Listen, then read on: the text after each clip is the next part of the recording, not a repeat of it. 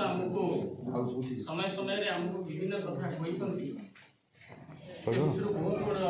मूल्यवान कथा जहाँकि सब मीटिंग से गोटे कथा कह 10 जन आसिले भी से वक्ता से 10टा कथा भितर से गोटे कथा भी कह कि शिक्षित हुआ संगठित हुआ संघर्ष कर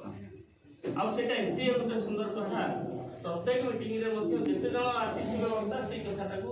रिपीट करेंगे से 3टी कथार एत गुरुत्व कथा अच्छी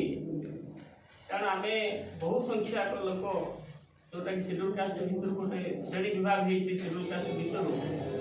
समस्त आम जाने प्राण समाज संख्या आम अधिक कि अधिक संख्या थी लोक आज न्याय पाइबार बहुत जगह वंचित होती शोषित होती एमाने न्याय ठार बहुत दूर अच्छा अधिकार विषय सब्यस्त कर जहाँकि तार आम बहुत सब जगह कौटी आमको चल रास्ता नौ तो फल दुकान फल भी बिक्री करने अधिकार नहीं भुवनेश्वर भाया जगार भी एमती जगह अच्छी जो जदि गांधी कहीदेव ताहले आपको घर भड़ा दि जाऊनी खास कहार घर अच्छी से मनोवादी जो ब्राह्मणवादी समाज से ही जाति पालन कर जाति व्यवस्था नहीं